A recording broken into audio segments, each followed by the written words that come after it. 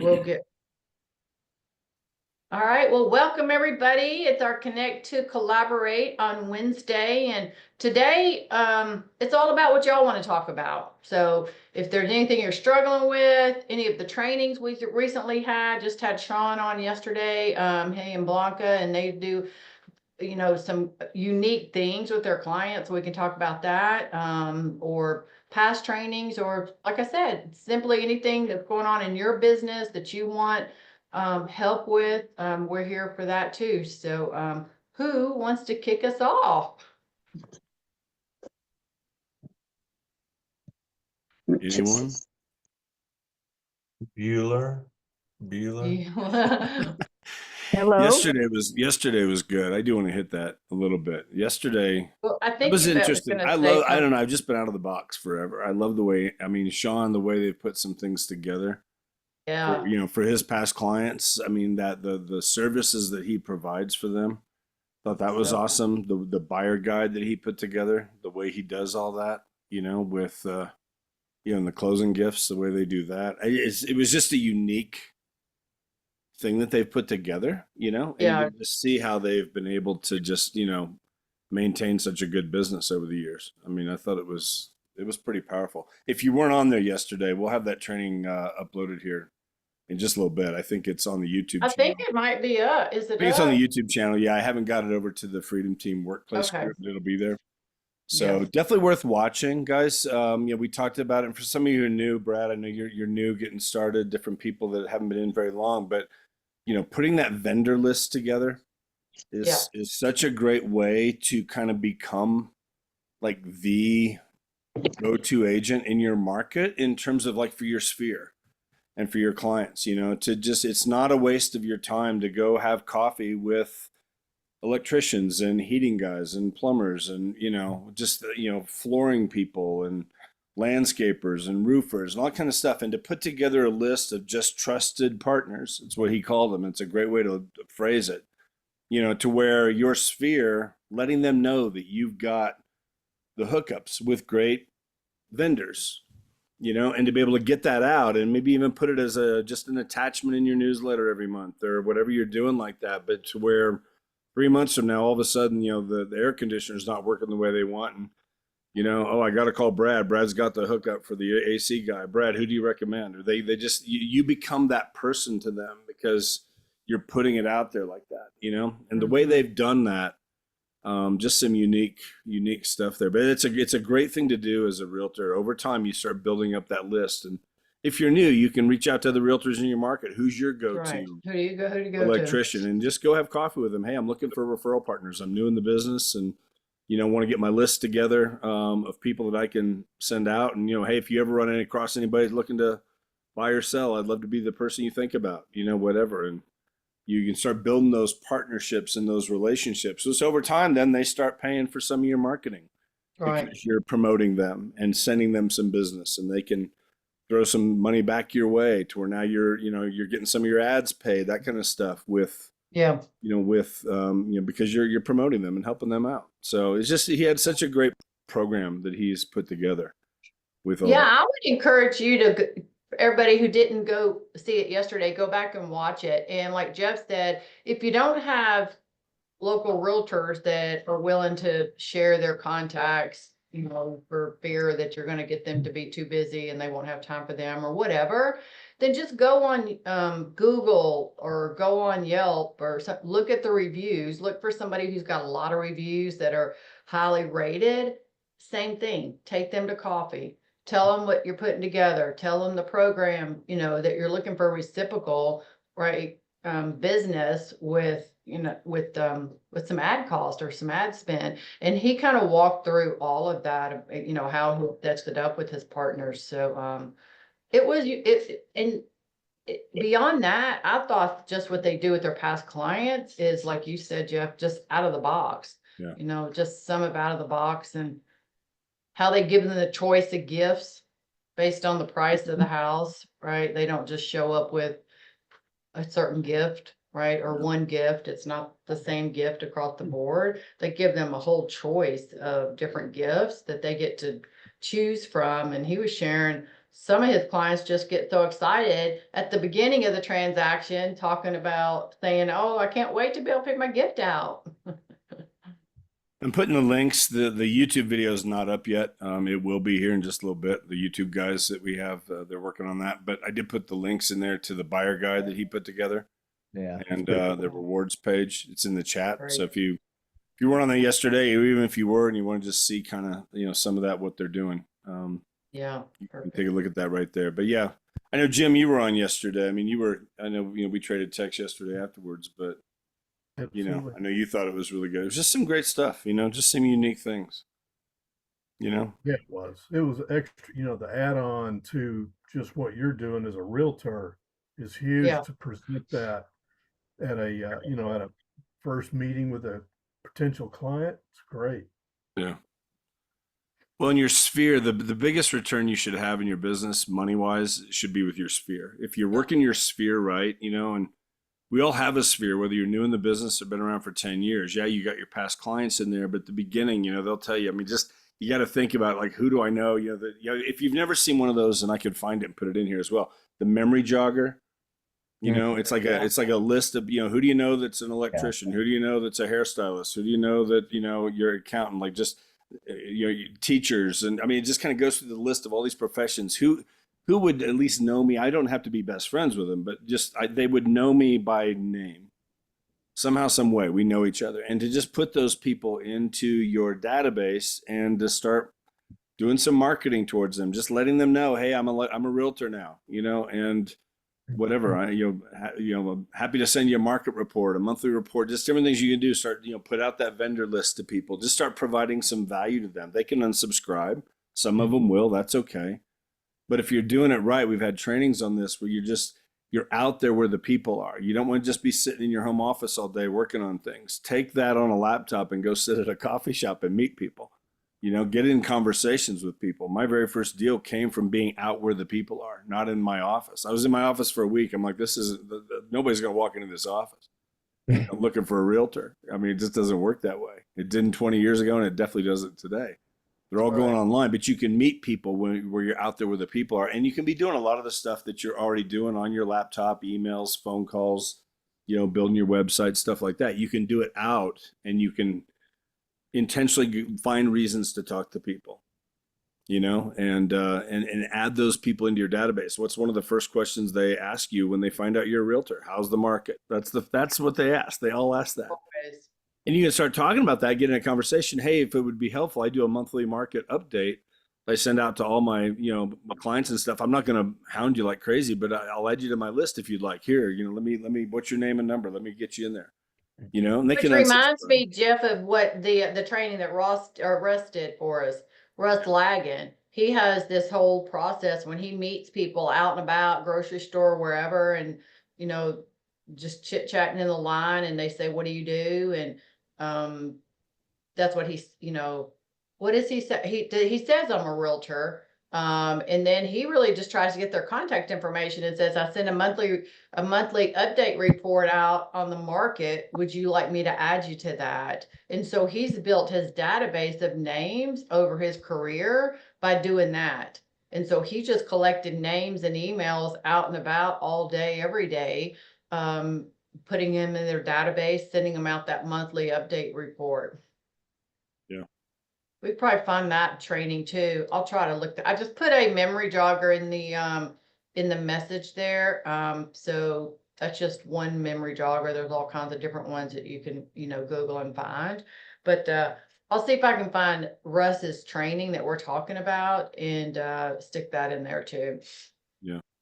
See if we could go into workplace. I know you can go up to the search bar, click on the, go to our workplace on Freedom Team, click on the learning tab at the top. Then there's the search bar. Generally, if you have any idea about the title, like people keep asking for it, like, Tim, 6 different ways to generate a contact list on the attraction. If you just go type in 6, bloop, it pulls it up. So if you know anything about the subject line, you can type it in, it'll pull it right up. Otherwise, there's 100 of them to look through. So if you didn't know that, I didn't realize that till the other day. You could go put a keyword in there to go find it for you. That training. That sounds awesome. Like sure. I think I'm going to send that out to the folks in our group. Well, and we had Sean Corbett you know, for those of you guys that don't know Sean, have not met Sean, Sean's been with EXP now for, I don't know, what, 5, 6 years, something like that. He's been an icon, I think, every year he's been here. Yeah. But Plus, he had a really good training. Like he does not spend all this money on marketing. You know, Yeah. he's mastered how to use his sphere. And he trained us. He did a 2-part training on how he does that. And like 40 touches a year. Last year, you know, and there was a book that he gave us in that training that he talked about. There was a, you know, 1 out of every 7 people in his database led to a closing. It might not have been their closing, but they referred him to somebody who led to a closing. You know, it's like he just became top of mind to his group, to his sphere, you know, to where they're just sending him people. And he's providing value just, you know, in what he emails and texts them. And sometimes we get worried about people unsubscribing from our emails. If you're not having people unsubscribing, you're not sending out enough. I mean, you're going to get people unsubscribe, and that's okay. But you're adding new people all the time if you're working it right. And he went through a whole training on that. Gary Keller back in the day with, you know, the red book, the millionaire real estate agent, you know, had that way back when. And he talked about how, you know, one out of every 10 people in your sphere should lead to a closing. You know, now again, Sean's got that down to 1 out of 7. But even 1 out of 10, if you got 200 people in your database, if you're working that right, it should lead to 20 closings a year. That's a good year. That's way above the average for a realtor, you know, if you're just working that right. Now, if you add in some of the stuff that we've been doing with the KV Core and the, you know, some of you guys have the funnels and just, you know, and getting these things up and running, some of the stuff with the training yesterday, there's so many things you can do now to where there's no way you're not adding another 10, 15, 20 more closings on top of that, you know, if you do it right and plug in, you know, and that's why you guys are here. You know, you guys are the ones that plug in. that other thing amazing about Sean Corbett, doesn't he work like 35 hours a week? He's done every day, like at 3:30, 4 o'clock, because the rest of the days with his kids. I mean, it's just weekends off, everything. He's an 100%. icon. Yeah. He's mastered it. He's run a business. I think it's so hard, and I went through this. You know, if I could do it all over again, knowing what I know now, I would do it different. But I did. I let the business run me, you know, instead of me running the business. And it's so common with realtors. And it's not easy. That's not an easy thing, and I get that. You know, our phone, it's just we're getting these texts at 8 o'clock at night. It's real easy to just start returning all the texts and all the calls at all hours of the day and night. You're training your clients that you're available 24 hours a day, and they can just, you have no life and you have no family, and who cares? And you know, I'm paying you. This is about working with me, and you're going to do what I tell you to do, or I'm going to fire you. I mean, we can go in this versus if you just set it up at the beginning. Aaron Kinn's so good about that. Over the years, just things he's had to learn. We've all done it. But Aaron, you know, a big agent down there in Texas, first one that joined me when I moved to EXP. And he's like, he just trains his clients. He talks, one of the first conversations he has with people is, look, I just want you to hear this. There are no emergencies in real estate. You know, I will not miss a deadline. I will never cost you money. We will close on time. But just know that after whatever he says, 7 o'clock at night, I'm with my family. And I hope you can respect that. You can text me, you can call me. I will return your text and call the next day. If we're up against a deadline, absolutely, I'll be on it. And you and I will be talking at 9 o'clock at night if we need to. But there are no emergencies in real estate. You know, we will deal with it tomorrow. I will be with my family, and I've never missed a closing. I've never cost clients money. I've never missed a deadline. You have nothing to worry about with me. Just know that. Are we good with that? Are you good with that?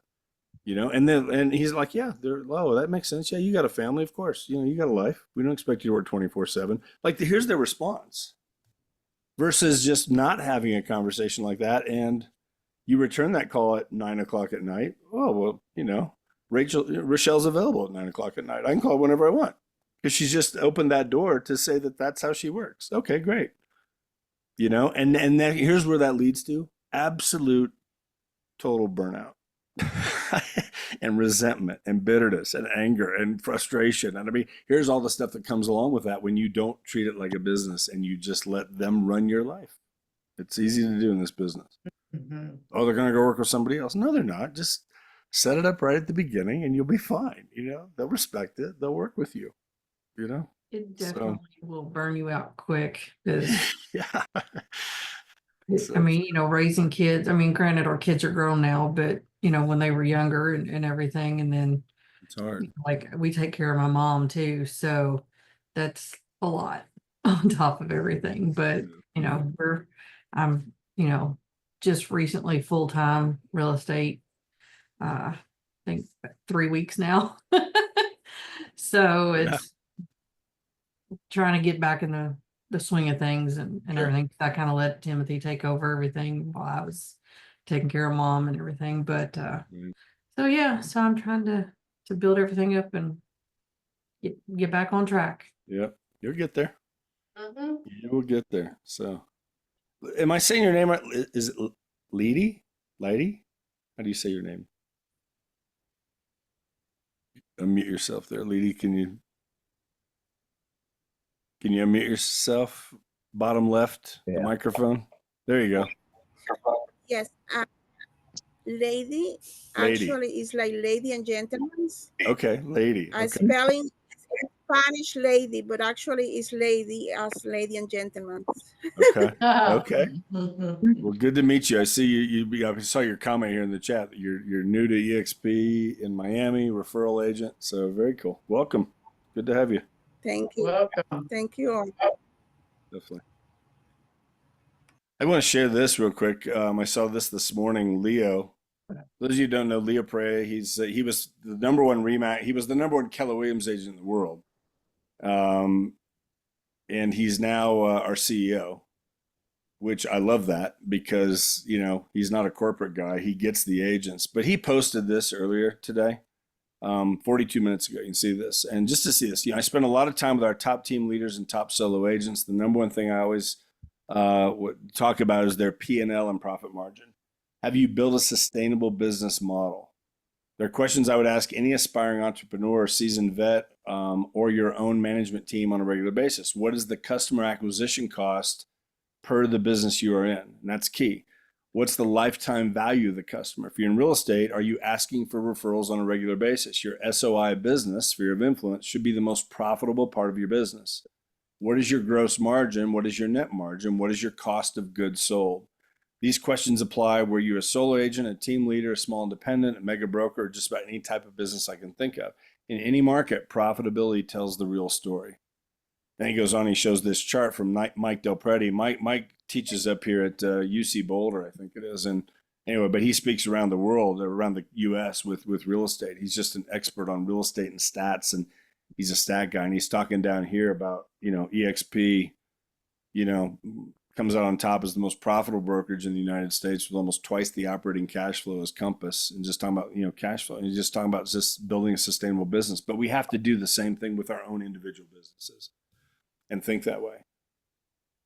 I've been doing some webinars on funnels and ads that we're running on Facebook. And it's not so much about, you want to keep your lead cost when you run an ad for buyers, sellers, whatever, you want to keep that lead cost as low as possible. But the key is, how many of those are getting to closing and learning how to run that math.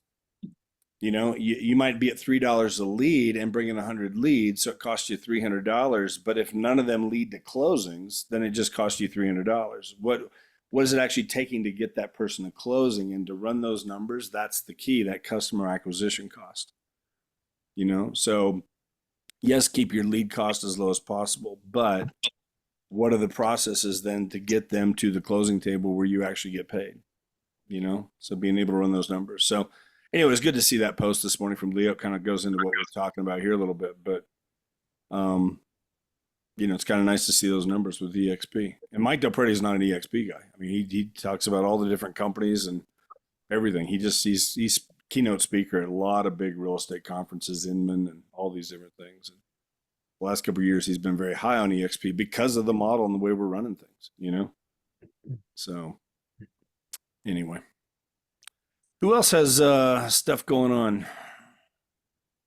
I want to talk about Natalia. How are you? It's good to see you. We see you on here a lot. Hi, good, good.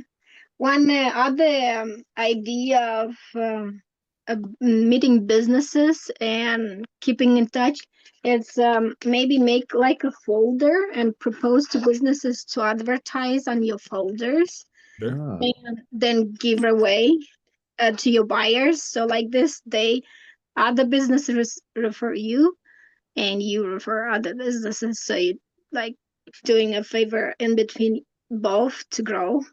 It's good. Is that a folder you give to like when you go, let's say you go on a listing appointment, is that kind of leave behind Right. to people? Yeah. So yeah, it's like the local region, a little bit about my brokerage, and then local vendors everywhere in the folder. Nice. It's a great idea. Very cool. And Yeah, so you and went then- so you went to each one of those businesses, just met the owner and kind of, right, and then you ask them to send you like a advertisement flyer, and then you talk to print those. And like this, you give them some too, so they advertise you if they were, and you advertise them. it's a great Did idea. you charge them to be on your folder? Well, for right now, this is just an idea. This folder was from a next city idea, so I'm gonna try do it locally here.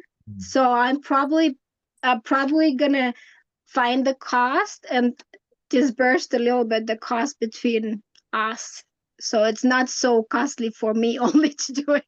Yeah. Yeah. And I would sure think they would pay. I don't know what that rate would be, right? I mean, it could be $30 a month, 50 a month. What do you think's a fair rate for something like them for to advertise? I have no idea. I have to find out how much it is, the cost of it first, then how many we need, then we can kind of calculate how much would that be. Very cool. I actually used to do that and I completely forgot that I had done that years ago. On the back, I had the folders, but I didn't have it on the inside like you did, like you just showed. I just had my presentation folders. And then on the back side, I had, it was either 8 or 10 people that I had advertising back there. So, and I charged them, I think back then, gosh, it's been a long time ago since I used those. It just reminded me as you brought that up. I charged them, I forgot what it was, but it just, I think literally I just covered the cost of I didn't charge them monthly, Sean, to your point. I just charged them a fee to be advertised on there, and like it covered all the marketing, cost, the production, all that stuff. So it wasn't a whole lot for them. But I love the idea. I don't even remember if I gave all of them, said, hey, use this in your business too, right? Marketing. It was all on the front of it though. It was like all me. I mean, it was everything me on the front of it. So the way I had mine done, they may not have wanted to use it for their clientele because I just had them on the back of the magazine or the back of the folder. But take that concept and it's making me think about, tie that into conversations also that you're having with what we were talking about a moment ago with what Sean does, right? With his vendors and all that. So in addition to partnering with certain ones, having a vendor list, doing all of that, get them to pay a little bit of money to advertise on your folders that you're going to be giving behind. And yes, just what you said, Natalia, be able to give them some to utilize. Maybe you'd make it not so much about you like mine was on the front, but really, maybe you're the first top half of it or something. And then somebody else can pay more money, maybe be the second top half of that front page. And then the back, you have multiples on there. But it makes me think, like, take that concept and combine it with, in addition to what Sean was talking about yesterday. And I'd imagine you could go to your title company or lender. They'd pretty much cover the cost probably if you're going to be bringing the deals to them, but Totally. great idea. Tina, how are you doing? It's good to see you again. You've Thank been on you. here quite a bit. How's things going? Where are you at again? Well, I'm somewhere between Alabama and Florida. I live in Orange Beach. I'm Okay. licensed in Florida and Alabama, and have recently had some pretty good success right over the Alabama line after I got my Florida license. I've kind of focused on there. I work with Andy and Aileen and Tim over in Alabama, and then I've kind of become this, I just am very interested in Florida and trying to see if I can't be that top person over the line in Pensacola, Perdido Key. Just got a listing yesterday that was a cancellation of, this is kind of a coup, I guess. negative for somebody, but positive for me. I got known as a go-to in Perdido Key, and there's a major real estate company that's kind of dominated the Orange Beach and Perdido Key area. They're trying to dominate, and they had a few listings, and they just weren't doing their job. They weren't communicating well, and I got a call out of the blue Monday, and so I have the listing going live here in a few days because another agency wasn't doing their job. Yeah. So you got to always be on your game. That's what it teaches me. But I'm Communication. enjoying getting the tips and the tidbits from you guys. Yeah. Communication is key, you know? So Don't get too used to seeing Tina on these calls because she's fixed to be so busy she's not gonna be able to be on them. I can't wait. well, she can't wait.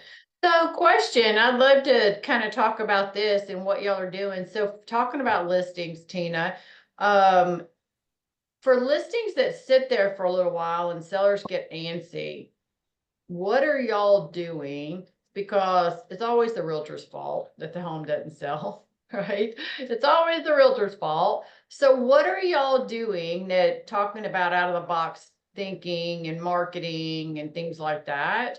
What are you doing on your listings? Well, I have a really good example of that. I have one that has been sitting on the market now a year, and it was under contract for 2 months, and the contract fell through at the closing table. No fault of my sellers, no fault of mine. The buyer did something that wasn't smart with their loan, and they lost their loan, and so it fell apart, and that was in November. And the market isn't hot in Orange Beach in November and December, as with a lot of places because of the holidays and whatnot. We don't have very many people down there. And not a lot of people, not a lot of transactions happening November, December, January. And so we're still on the market, and I've done just about everything I can think of. I recently decided, and I don't know if this is right or wrong. I'm not confident yet that it was the right thing to do, but we've tried just about everything else. And it's a great property, great valuation. That's not the problem. The problem is that it's been on the market too long now, and it sat on the market. So I took it off, temporary off market, talking with my sellers, and they agree. They're constantly saying, Tina, we know it wasn't, it's not you. We know that certain circumstances. But I said, why don't we take it off the market, come back with a splash on May 1st with a lower price? And I want to be dramatically lower. They wouldn't agree to as low as I wanted to go. But that's what I'm doing with this property. And it is extenuating circumstances. It didn't just sit there and not get sold. It, for all intensive purposes, was sold, and being held off the market is a really terrible situation to have happen. So I'm going to see what happens when I come back on the market on May 1st and go back after anyone that's looked at it, any of the agents that have showed it. I try to do that every day anyway. Talk to folks that have looked at it in the past and remind them that it's available and it was no fault of the home or the sellers, that it got taken off the market. But I'd love to hear any recommendations y'all might have. Well, I definitely like the idea of if it's been on for a while and starts getting shop worn, I do that all the time. I'll pull it off, let it set for 3-4 days. You're really supposed to let it set here for 5 days or more, or you get charged to pull it off and put it back on in a couple of days. But it resets everything, comes back out on the hot list, right? Kind of just comes out new. And so I used to do that all the time. We haven't been in a market the last, recent years that you have had to do that. We're getting back into that market where it could be time to start doing some of that again. So, I think it was a good move, especially being on the market since November, December. I mean, you're 5-6 months in, to pull it off and then come back on with, a lower price, really just splash, it's gonna come back fresh, you know? You might even put up a different front picture from what you did before so that people are like, oh, I've seen that one. So use another great Yeah. picture as your main photo that wasn't the one you had before. That's a great idea. We'll definitely do that. Well, I'm hopeful because these folks are the owners, the original owners. They've been trying to sell it. They're beating me. I'm now just at that point where I pray every night that I sell this house. Can I intervene and give you a suggestion when you put it back on the market? And this is even Yes. true for even new listings that go up. Within the first 24 hours, I can't tell you how many times the first person through, probably 50% of the time, is the one that buys the house because they're the ones that are most motivated. Are you seeing that? Sometimes, Sometimes. give or take. Okay. Well, when you put it back on the market, educate your clients before it comes up that you're going to do everything you possibly can to make sure that their lender has them pre-qualified properly. And if you get a buyer that comes through, but that this could be your only shot. You know what I mean? So we have to be creative, negotiable. Like, it's all about educating your client, correct? Like, there may only be one buyer that comes through. We just had a listing that hit the market. We put it in contract. It was a $5,000 above list price offer. With waiving all remedies and a $10,000 gap. Like, that's unheard of, right? So we put it in, and then we found out the HOA did not allow two pets, and they had two pets. We tried to work the angle of the service dog. They just weren't comfortable doing that. It fell off the market. We lost 3 offers by taking that one.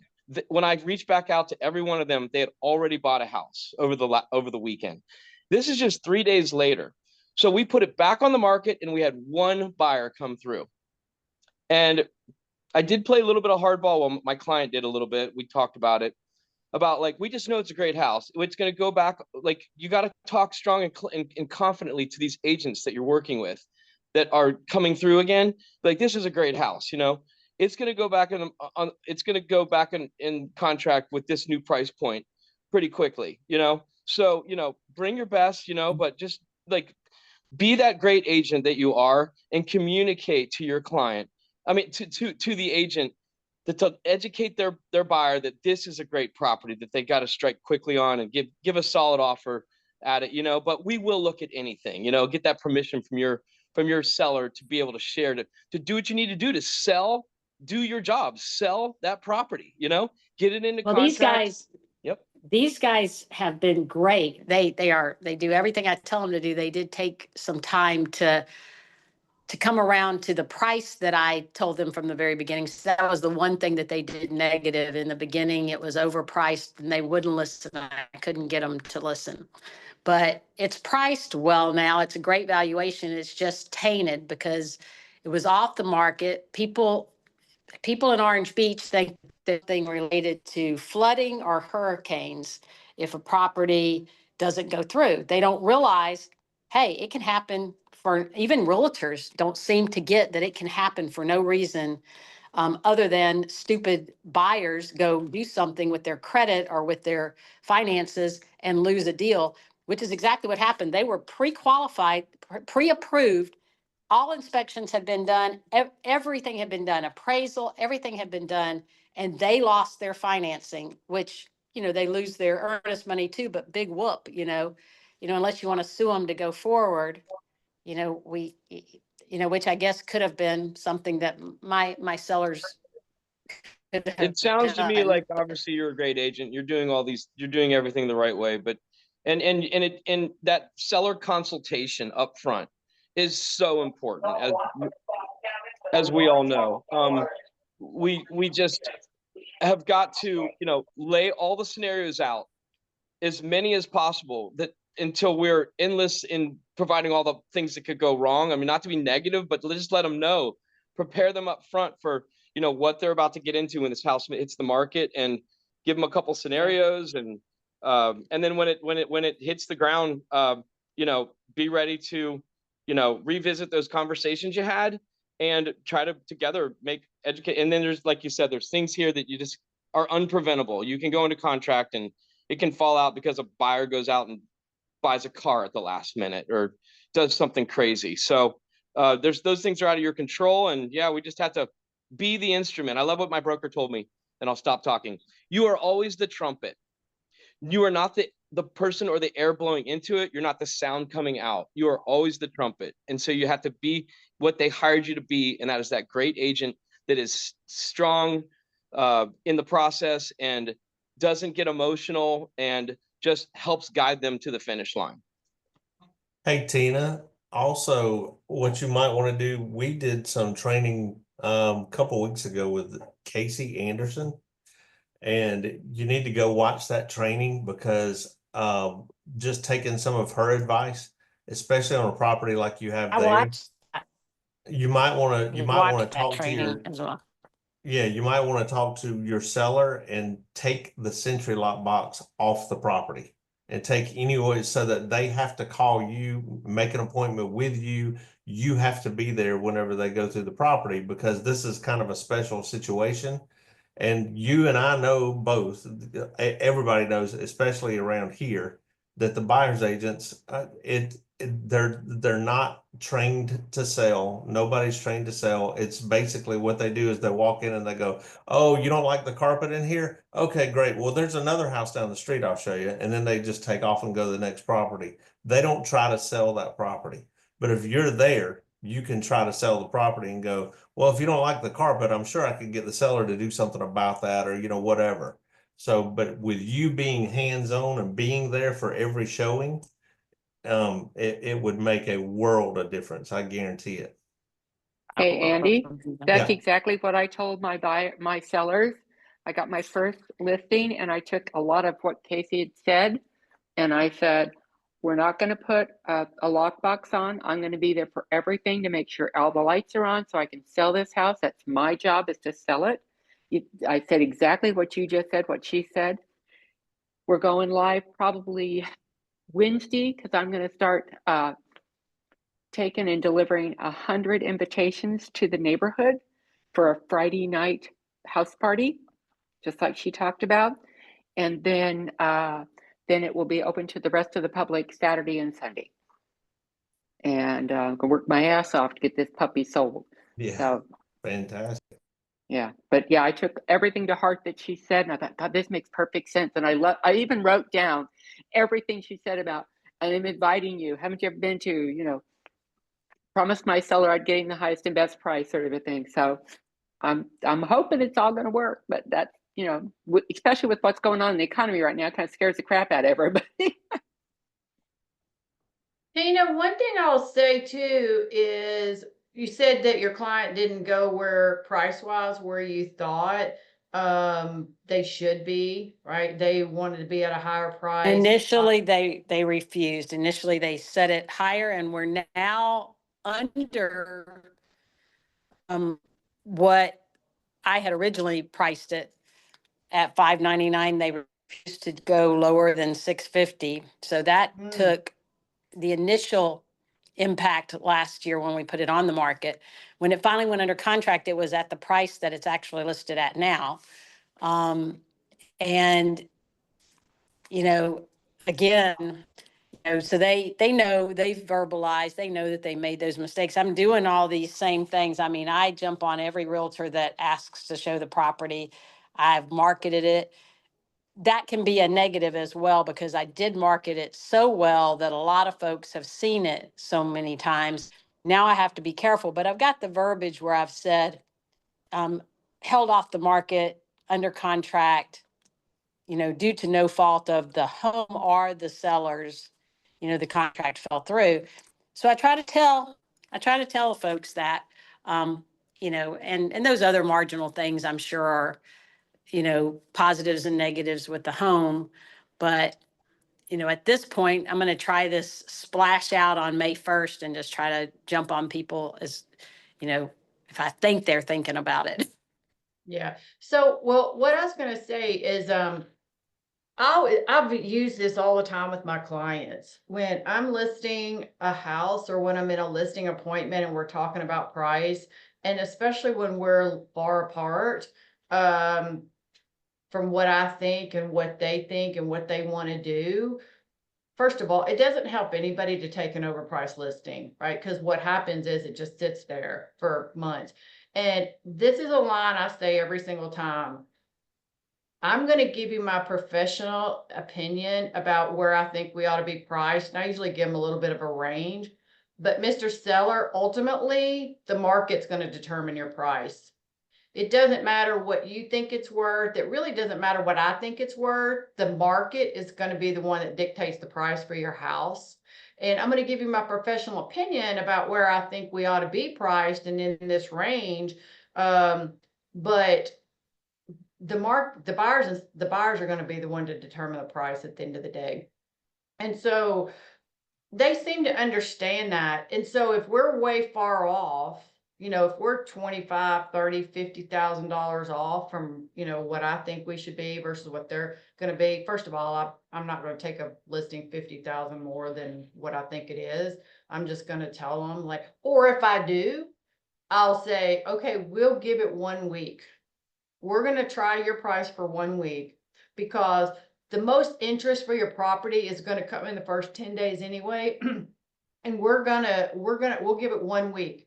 And if we don't have a lot of showings, or if we don't have an offer on the table, then we're going to agree to reduce the price by this amount of money. And I put that right in the listing on the front end.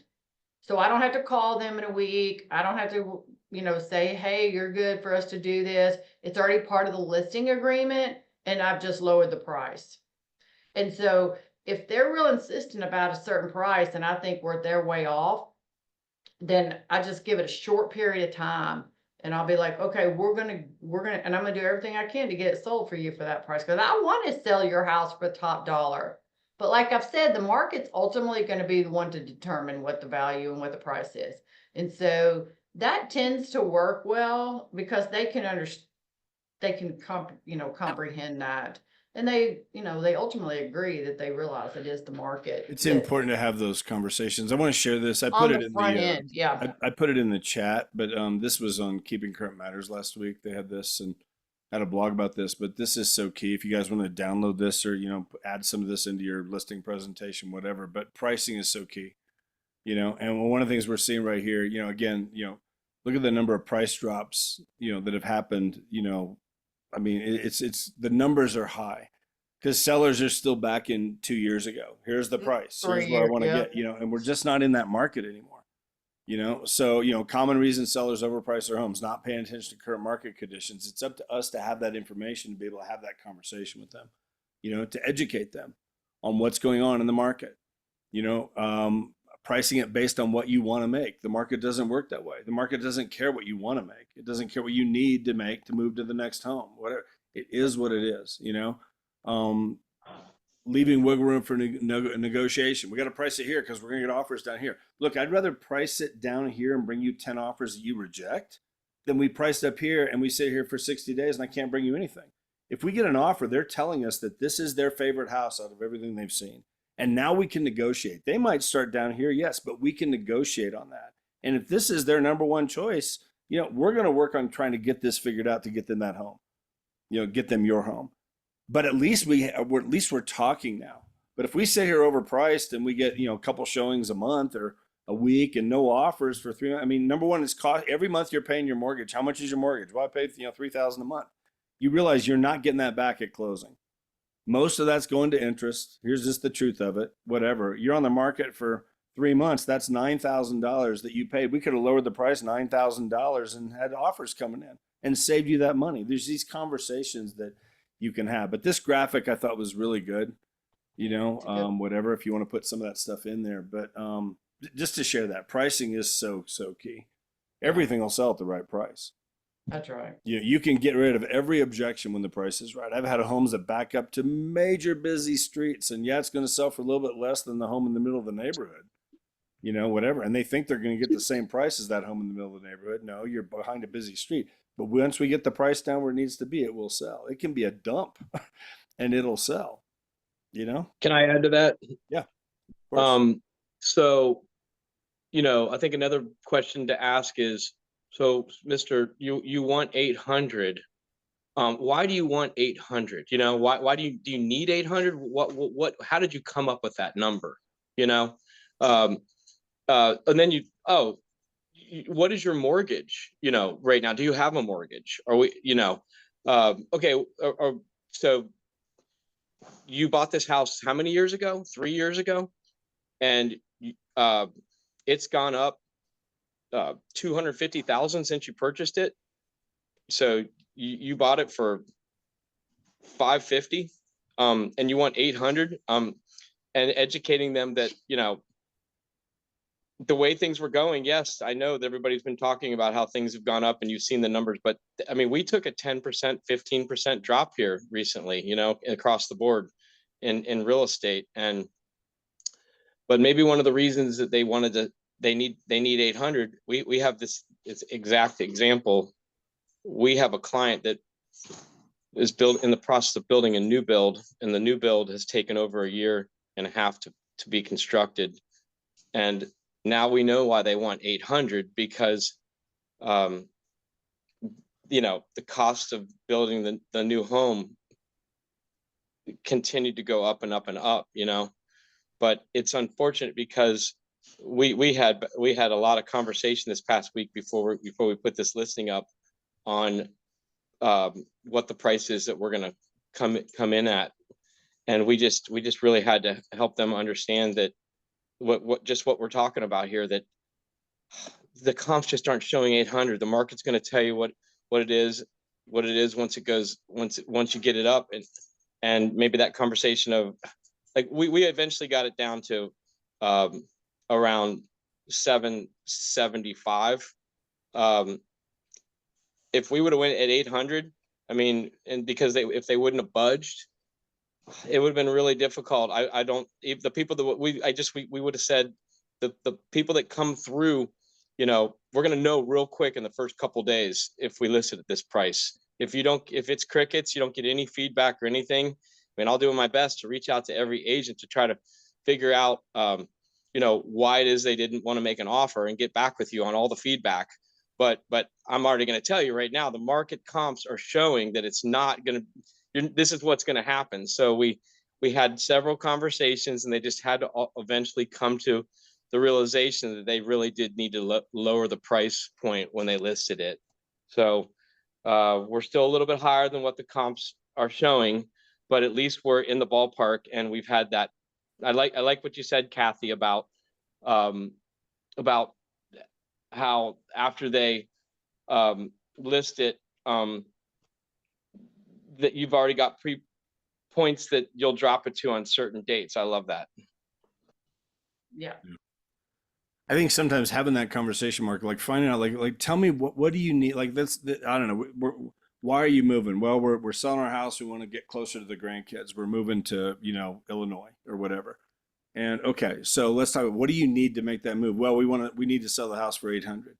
No, that's not what I asked. What do you need? How much money do you need in your pocket to make the move? Well, if we had, you know, okay, 250,000 would allow us to, you know, pay off what we need to pay off. We can get there. We can put the money down on the house we want to get. Blah blah blah. Okay, well, let's look at this. You know, if you sell your house you can sell your house at 750, and you're with your mortgage and the closing costs and all the stuff you show them, you can walk away with 250,000. So why price it at 800 when the market is like, well, let's price it here and get you moved on. And sometimes if you can have that kind of conversation, just tell me what's the end goal here? What are you looking to do? You can help them with that, because sometimes they just think it's more of it can be almost like a pride thing. Well, the houses around here's, you know, we want this much. Our house is worth this much. Look at all the things we've done. And it may be, and it may sell for that, but it might not be. And you can have that conversation and maybe get them down here, because really, to get them to move on with their life, you know, and get to where they want to get to, it's like, here's what will work for them. Okay, let's price it to get you moved. That's the, you know, the end of it all. That's what you want. Is that we're sitting here on the market for 3 months and going through all the stuff that you have to go through, you know, and before we even get an offer, now you have to lower your price 3 times, and you become old news, and all the stuff that goes on with listings that just sit there, you know. So having those kind of conversations with people is really good. Kathy, I want to hit just one thing. I got to jump off because I've got a meeting I got to get ready for here. It starts in about 8 minutes, but I want to just share this real quick. We haven't really talked much about this, but this is coming up. And let me just hit this real fast. I'm going to share the screen just as a reminder for everybody. The regional rallies are coming up. Yeah. And I'm going to put this link in the chat. Okay. And I would encourage all of you to look and see, like, you know, most of these are within driving distance for most everybody on here. Okay. They do these, what are they doing, twice a year now? Is that what we're doing these, or I forget, but it's been a while. It's been about a year since we had one. Oh, I think they're just doing them yearly. Once a year. Yeah. They're doing this, and then they've got the build events. Right. And then they got the convention down in Florida later on. But here they start next week, guys, on the 28th. Phoenix, Portland, Cincinnati, Seattle, Vegas, Southern California, Nashville, Denver, Detroit, Columbia, South Carolina, Atlanta, Orlando, Dallas, South Florida, Houston, Philadelphia, Hartford, Connecticut. Like, and here's the thing, guys, you want to get to these, okay? They're cheap. It's training. Most of them go like kind of through the day. It's a one-day event, but powerful. Great way to meet other agents around your area. I know for ours in Denver, I know Glenn Sanford, you know, is coming in, founder of EXP. Leo's traveling around to some of them. Glenn's going to be at some. These are big events, okay? So I'm going to put this link in the chat. And I just want to encourage you guys, we need to start talking about this to like everybody, because they're coming up quick. They're coming up faster than I even realized. I knew it was well, and just that, I mean, this is about more transactions on Tuesdays, but let me just add, if you are interested or doing any kind of agent attraction, this is a great event to invite agents to. So grab an agent, grab somebody that's not with EXP now, pay for their ticket, say, I've got an extra ticket, like, here's the lineup, this is, you know, give a little bio about each one, who's going to be there, like, why would they even want to show up, right? And invite agents and take people with you to these events. I have a question. Me too. Do they do role play and training? Because all the things I've heard in the last hour were straight off really good scripts that we learned back in the 90s on how to talk about the whole process and all the things that can happen, and to create all the opportunities for the seller to be on the right page, to work with all the circumstances that happened, and to be that, like what was said, the trumpet. But these are straight out of Real Estate 101 that needs to be taught and practiced. Are they going to be doing this at the regional meeting? Are those the breakout sessions? Will they be doing that, or will there be extra group work that, you know, I have people I do that with. I role play those things in the morning with. Not at the regional events, they don't. It usually goes 5 hours, like 10 to 3. And they fly in top icon agents into each city. And in most of the cities, there's one of the executive team members that are there. Like you said, Glenn's going to be, you know, he's going to be at 2 or 3 of them. Leo will be at some. And so it's really more just a training from icon agents. And what they also do at these is recognition. So from agents who sold just one house all the way up to the icon agents, you know, a lot of times agents that aren't icon agents, they don't, in any brokerage, I'm not talking about EXP, they don't ever get recognized. And so here at these regional events, we do a lot of recognition for agents that are doing anything in this business. And so Patty, I have a question. My intention to go over there and network so I can refer my sponsored agent to co-sponsor with other top producing agents, maybe in a different region that I am. My question is this: if I sponsor an agent and I sponsor now another agent, can I refer to co-sponsor with, for example, Natalia sponsor Kate, and then Natalia sponsors Alan. Can I put co-sponsor with Kate too, or not, if she's in my sponsor line? Kate's already in, and no. Well, it depends. Like if Kate is already in EXP and she's doing amazing things. Now, if she's already part of your organization, is she above you, like in this situation, or is she just with EXP? I'm thinking to sponsor Kate, right? and she's a top agent, and I know she's really good. So my intention is like she will be with, like I'm the sponsor of Kate, but then I'm gonna go and sponsor Alan, and I wanted Alan to be co-sponsor with Kate because I know that she can work with him in that region. So neither Kate nor Alan are in right now. No, none of them are in yet. Yeah. So you brought Kate in and then you brought Alan in and you wanted to co-sponsor Alan with Kate. Then Tim, are you on here? Like verify that. So if she's in your downline, I don't know if I you can take that. Yeah, I don't know if you can do it with your downline. You can do it with your cross line. Natalia, Yes. co-sponsorship is for people outside of your immediate 7 levels, Yeah, up that's what I was or thinking. down. If Yeah. you bring in Kate and then you bring in Alan, they will automatically work together because they're in your line. That's What right. Alan does helps Kate. What Kate does helps you, etc. So you don't really need co-sponsorship in that scenario because they're all in the same family tree, if you will. Co-sponsorship is for you to bring somebody on and they need YouTube training. So you co-sponsor them with Andy Hollis in Gulf Shores, who's outside of your 7 levels. Andy brings YouTube training value. You bring the value in the local geography in your market. That's how co-sponsorship should work. Mm-hmm. Does that make sense? How about Alan and Kate, how they contribute one to another? I don't understand that one. Well, Alan benefits from Kate because they're both in your organization. You could put Kate under Alan, and then Alan benefits from Kate financially. Uh-huh. But you in the Freedom Team, they're both going to benefit from calls like this, all the trainings we do every day, and anything that you and your immediate upline provides them. So they already have benefit from your organization and the Freedom Team both. And the Freedom Team, that's right. And so in that scenario, Natalia, I'd probably put the stronger person on top and then well, I don't know. Let me think through that. So would you put the stronger person on top and then partner, or would you put the weaker person? Because if the stronger person was underneath, like just say Kate's the stronger one. If Kate was, if Kate's above, she's the stronger one. If she's above Alan, then she would have benefit to help Alan, right? Who may be the quote, I'm just giving scenario here, the weaker one, because she's going to get paid as part of what Alan's doing. So Alan gets the benefit of her being a great, strong agent for them to collaborate, work together. And then to Tim's point, they're both part of Freedom Team. So they get the benefit of all of that as well. Okay. So I can sponsor Kate, then meet with Alan and Kate, and Alan can Kate can sponsor Alan, and they still in my downline.